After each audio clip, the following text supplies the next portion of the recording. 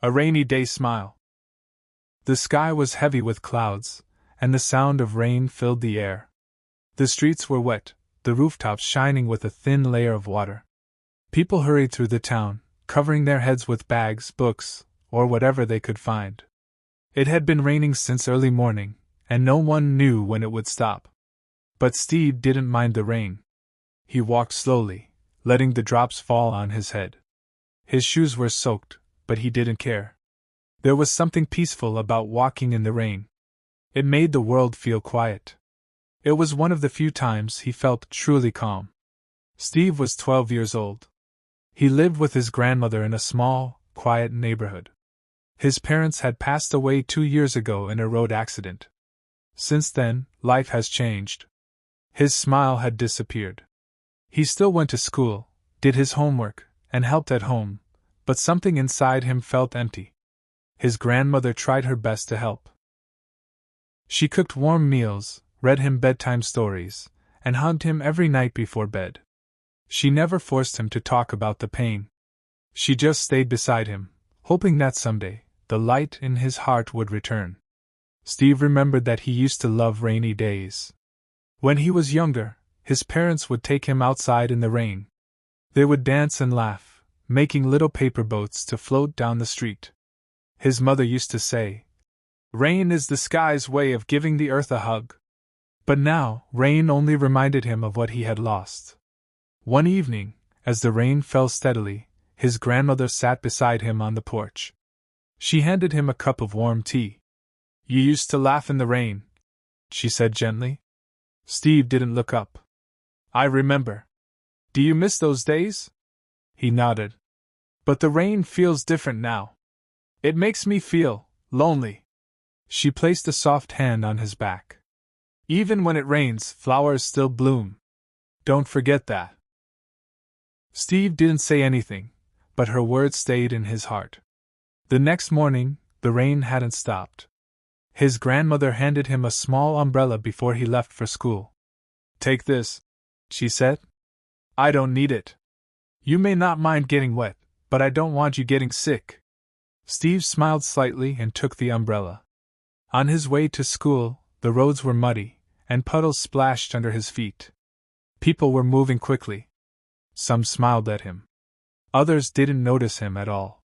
Then, near a street corner, he saw a girl. She was standing in the rain, shivering. Her clothes were soaked, her hair dripping. She looked about 10 years old. Her eyes were red, and she looked lost. Steve stopped. "Are you okay?" he asked. She looked at him and wiped her face. "I lost my brother. We were walking home, and then he was gone." Steve felt something stir inside. He remembered the feeling of being lost, the fear, and the sadness. "I'll help you," he said. "Let's find him together." She nodded. They walked side by side, sharing Steve's umbrella. She held his hand tightly, as if afraid he might disappear too. "Where did you last see him?" Steve asked. "Near the school," she said. "He was walking behind me, but when I turned around, he wasn't there." They asked a few people. A woman had seen a boy in a red shirt walking toward the playground. A man thought he saw someone hiding under a tree. Steve and the girl didn't give up. They walked slowly, checking every corner, calling out the boy's name. Finally, near a small park, they found him. He was sitting under a tree, hugging his knees and crying. His red shirt was wet, and his shoes were muddy. The girl ran to him and hugged him tightly. "You're safe." He looked up, surprised. "You came back." They both cried a little, but it was the kind of crying that comes from relief. Steve stood back and watched them. Something warm filled his chest. He hadn't felt that way in a long time. The girl turned to him. "Thank you." "You didn't have to help." Steve smiled. "I wanted to." He looked at the umbrella in his hand and gave it to her. "Here. Take this." "But what about you?" "I'm used to walking in the rain." She smiled at him, and for a moment the world didn't feel so heavy.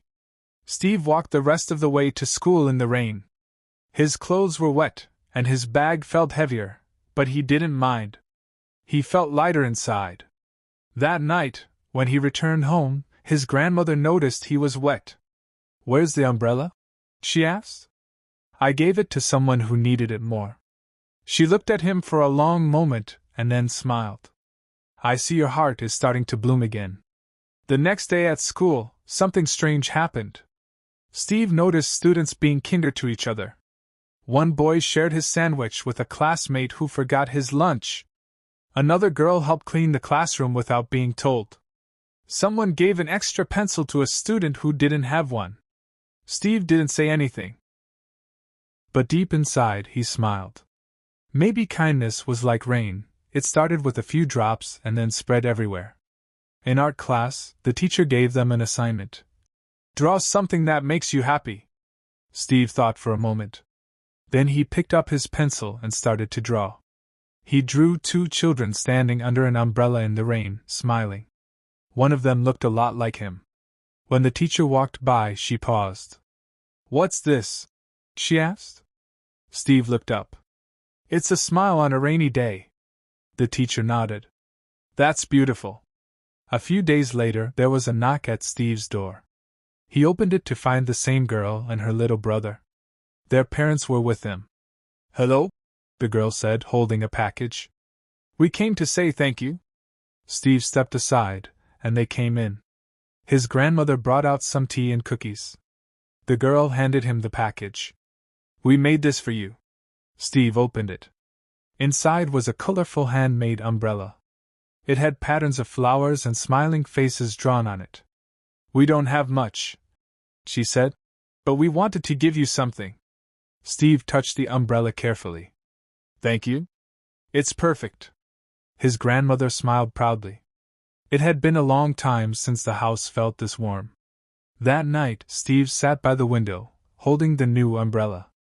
The rain was still falling, tapping gently against the glass. But it didn't sound sad anymore. His grandmother sat beside him, handing him a cup of tea. "I think I understand rain now," Steve said. "Oh? When it rains, the sky cries. But it also helps everything grow. It's sad but also beautiful." She nodded. "Yes. Just like life. We cry, we hurt, but we also grow." Steve looked at the umbrella again.